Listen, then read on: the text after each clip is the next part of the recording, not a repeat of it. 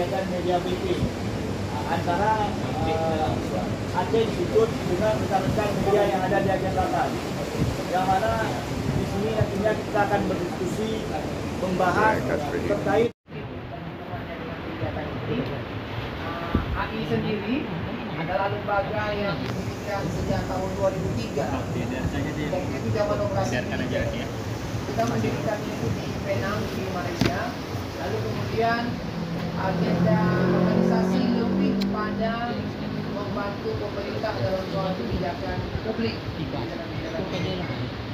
Saya ambil contoh, dulu AI pernah memfasilitasi pemerintahan Dewan Nazar. Kita bicara soal keterbukaan publik, keterbukaan publik. Kita pernah membantu pemerintahan Munawar Liza di Sabang.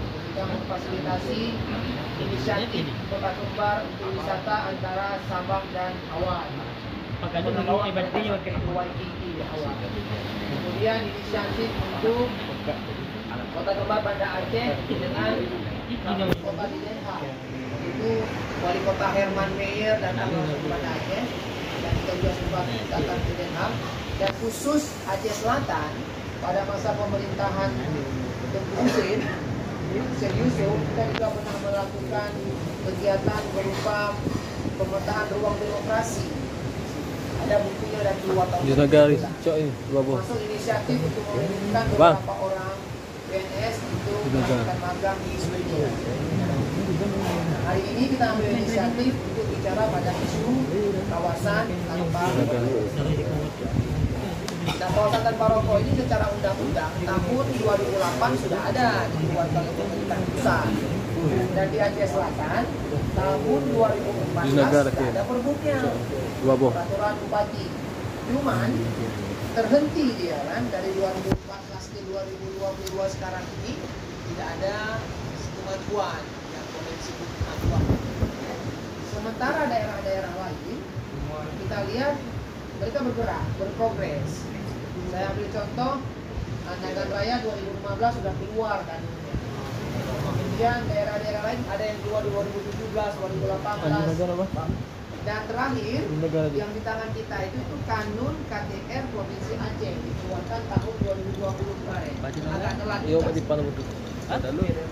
Aceh Institute sudah mendampingi atau mengasistensi Pemkab Nagan Raya dan Pemkot Banda Aceh sejak 3 tahun terakhir.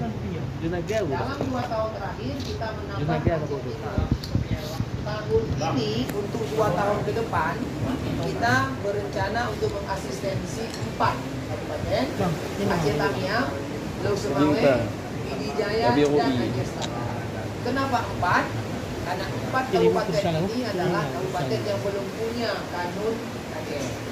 Mungkin perbuk sudah ada, tapi kanun. Makanya harapan kita adalah mudah-mudahan lahirlah kanun KTR itu. Dengan lahir kanun KTR itu lebih enak kita bisa bicara soal KTR dan kawasan tanpa rokok. Itu kita bisa lihat sendiri dalam kanun itu. Definisi KTR itu apa? Ada jelas di sini.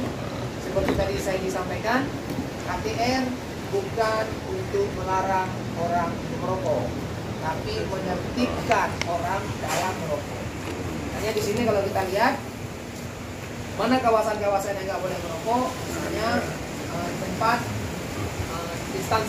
instalasi kesehatan, misalnya fasilitas yang terkait dengan kesehatan, rumah sakit di situ, rumah bersalin, poliklinik, polindes, posyandu. Kemudian yang kedua, tempat ibadah, masjid, musola, nasah, daya. Kemudian yang ketiga, fasilitas pendidikan, mulai dari daya, SMA, SMP, SD, PAUD. Dan yang keempat termasuk kantor pemerintah. Dan terutama yang tertutup, yang pakai AC, itulah wilayah yang bisa disebut KTR, nggak boleh merokok sebenarnya. Dan bukan kemudian nggak boleh merokok sama sekali. Kalau mau merokok berarti silakan keluar dari ruangan, dan kemudian pemerintah mesti menyediakan tempat khusus untuk merokok, smoking room misalnya.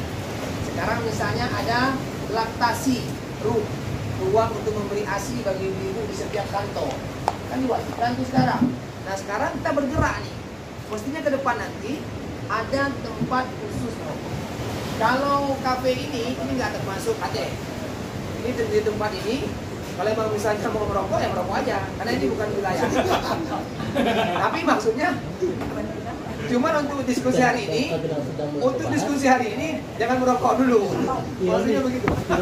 Nanti sama kayak bapak yang ketok palu dilarang merokok, di mulut dia ada rokok, gitu kan? Nggak enak.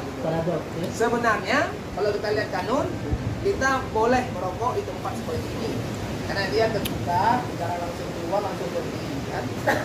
Jadi begitu, bapak-bapak dan ibu sekalian, awak media, para jurnalis sekalian, maka pertemuan hari ini sebenarnya kita ingin melakukan sosialisasi awal dulu.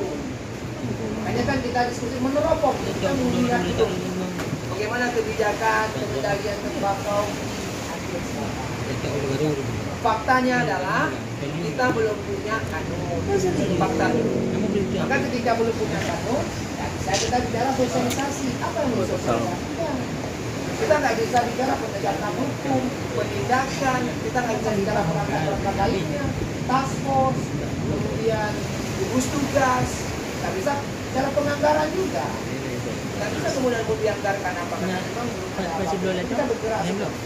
Misalnya kita bergerak dari nol. Dari nol kita bergerak. Iya, itu laporan pelayan. Jadi hari ini sebenarnya saya ditemani Bu Samsida dari Dinkes.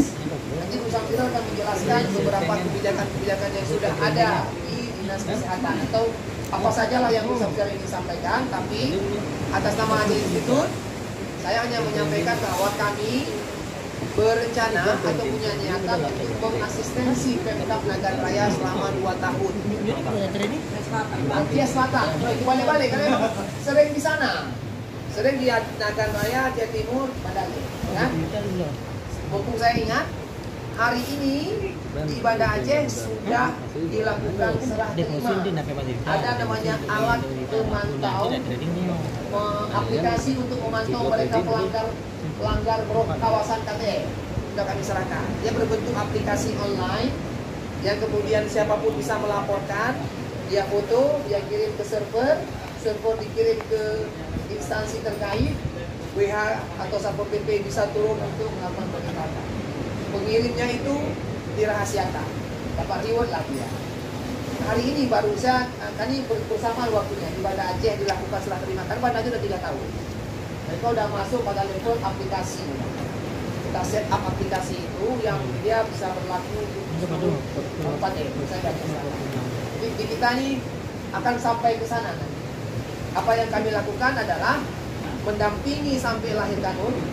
Begitu kanun lahir, mentraining Satpol PP dan WH untuk melakukan pengawasan dan penindakan, melakukan sosialisasi bekerjasama dengan semua ormas, OKP, LSM, terutama organisasi yang punya basis akar rumput, kan? Ada Pancasila, Karang Taruna, PKH, HMI, KNPI, Muhammadiyah, NU, kan basis akar rumput mereka untuk mensosialisasikan ide KTN supaya semua paham. Kemudian kita mentraining PH dan Satpol PP untuk penindakan. Kemudian kita juga melakukan sosialisasi dengan pemilik hotel, pemilik restoran, pemilik kafe, karena kita ingin bahwa ke depan hotel pun seperti kita lihat itu kan ada kamar yang boleh merokok, ada kamar yang nggak boleh merokok.